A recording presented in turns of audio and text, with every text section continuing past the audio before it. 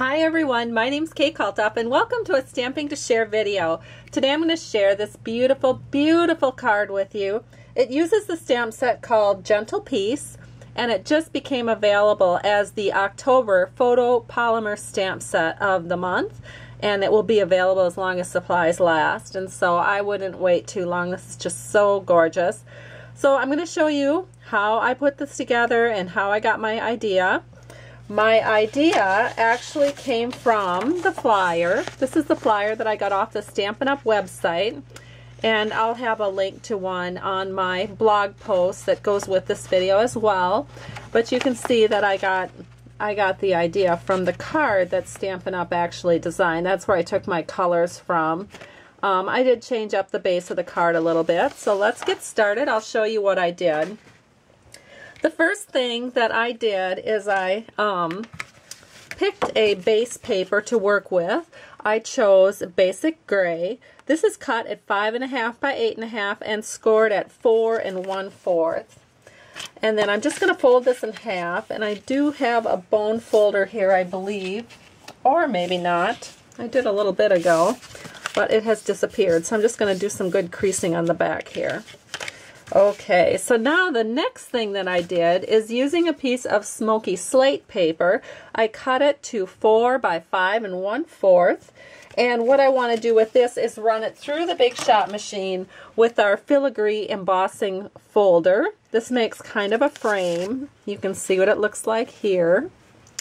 Just love that. And we can go ahead and just glue this directly onto our card because there's no ribbon wraps or anything, so we can just get this out of the way. We don't have to worry or wonder about it. So I'm just setting this on here with a little bit of glue, and I am just kind of moving it into place with that little bit of wiggle room that you get with the multi-purpose liquid glue. All right, now the next thing that we're going to need is a piece of cardstock cut at 4 by 5 1/4. This is in Whisper White, and I have gone ahead and stamped a few things for you. I'll be showing you some coloring later, but I figured this you didn't need to see this.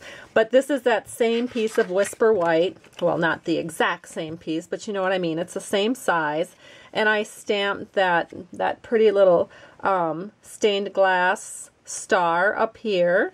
May the gentle peace that comes through Christ our Lord live in your heart this season and always. I stamped that sentiment, and I just used our tuxedo black ink.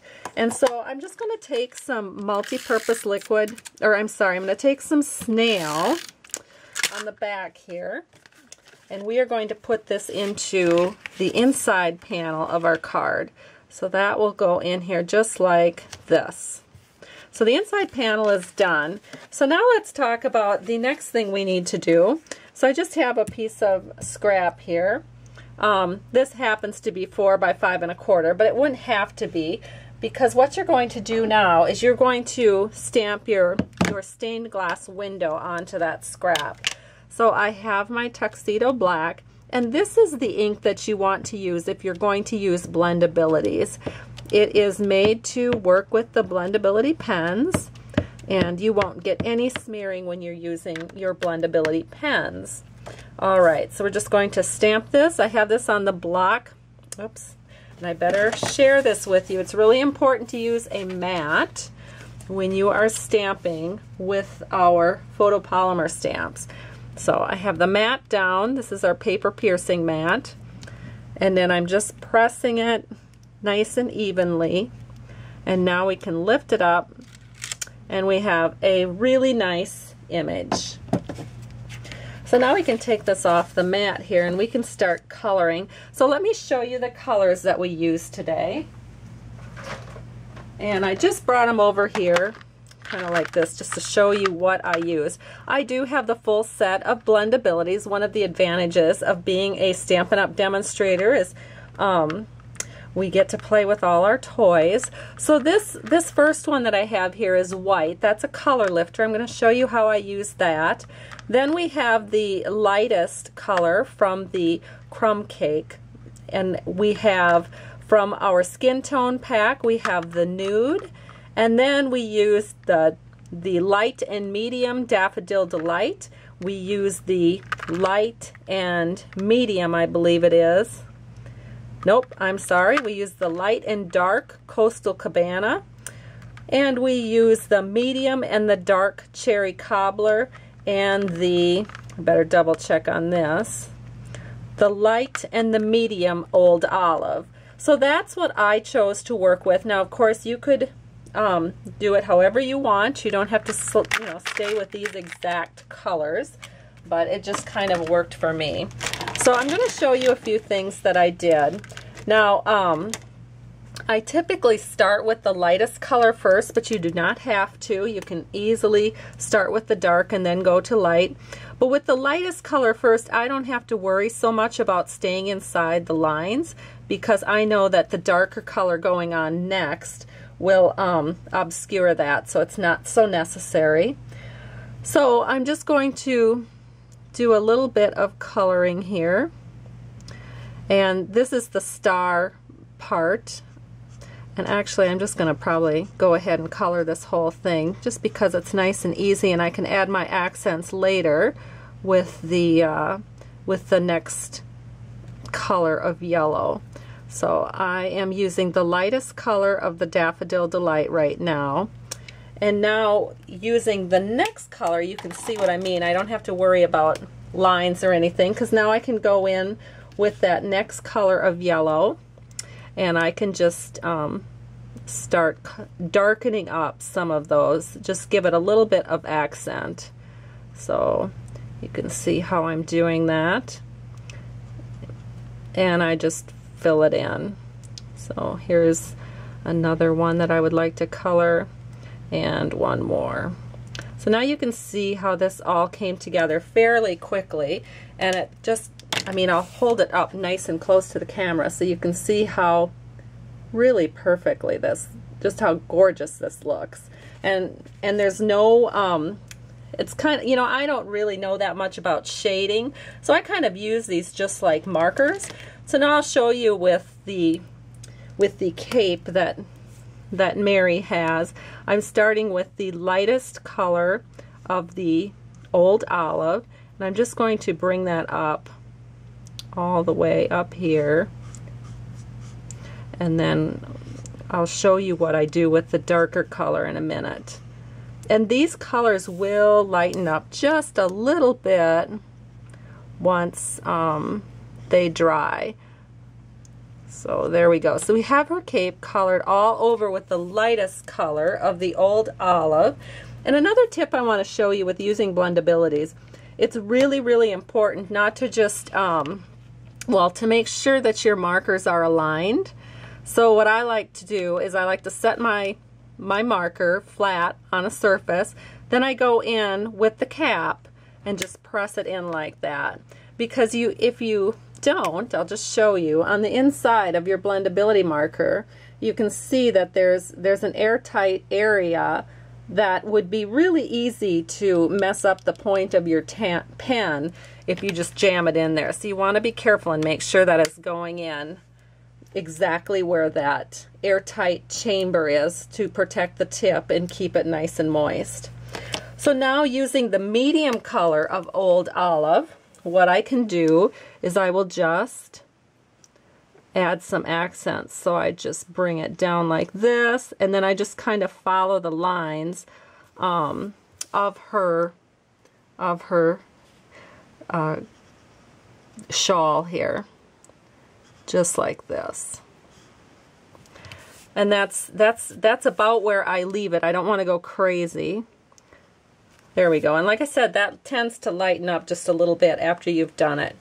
This is really fun. So if you enjoy coloring, this is really fun to color. I will show you with the hair and a few other things. In my original, you can see that the beard is a little bit darker than the hair is on Mary. And so I'll show you how I did that. So what I did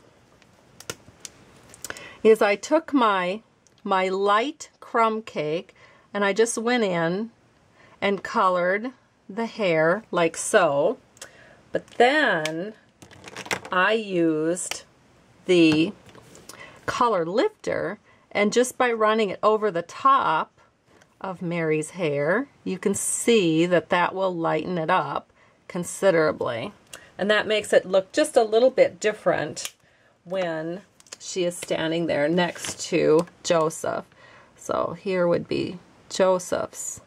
So I'll just go ahead and color that in. Now there's two sides to your blendability. There's one side that has this lovely paintbrush type tip, which is the side I'm using. You can put a lot of color on fast, but it's also pretty easy to go outside the line. And then there's another side that gives you a little bit more of a fine line.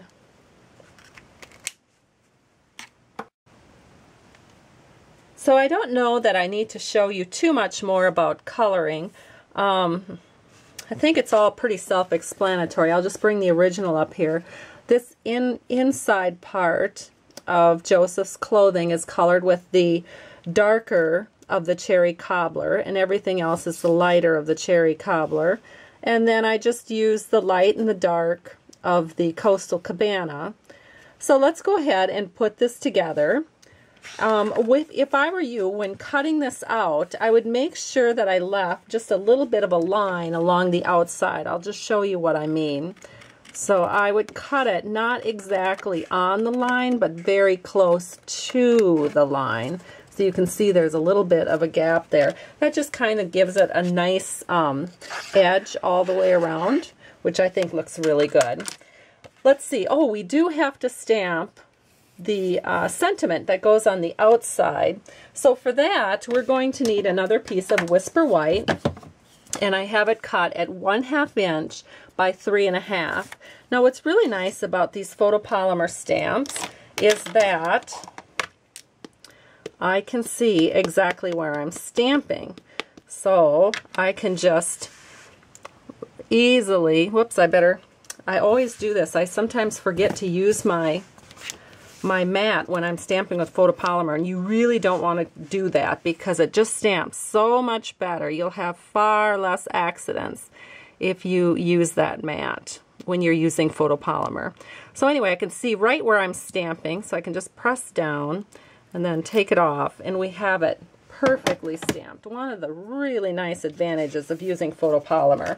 Now to give ourselves kind of a pennant look, I am taking the hexagon punch, and I'm just going to punch a little pennant on each side of this sentiment. And there's our little sentiment with its pennants. Okay, so let's go ahead and put this all together. So here's our original that we were working on, and then I do have one that's already fully colored and cut out. And on the back, I put some dimensionals, and you can see how these colors will kind of bleed through. So be sure if you're working on a nice wood table or something like that, that you have a piece of scrap paper down, just in case the color would bleed through. So I'm going to set this right on my card, and I'm leaning a little bit more towards getting it higher versus getting it lower, so that I can be sure that I have enough room for my sentiment on the bottom. So that is down, and then our sentiment just needs to have some dimensionals. So let me grab a couple of those, and we'll put these on. I'm just going to put one here and then another one right here, putting two on here. And then we can just set this at the bottom, towards the bottom of our card. I want to leave a little bit of, I wanted to make sure that you see a little bit of Joseph's hand as it comes around. So this is how I like that to look, just like that. So that, well, I have to fuss with it just a hair here. There we go. Okay, so there is our card that I've just completed, and here is the one that I had done in advance. So I hope you've enjoyed this tutorial. Thank you so much for stopping by. If you'd like to support my Stampin' Up! Business, please visit my website at www.stampingtoshare.com, and I have links there for you to place orders. Have a great day, and thanks so much. I truly appreciate you. Bye-bye.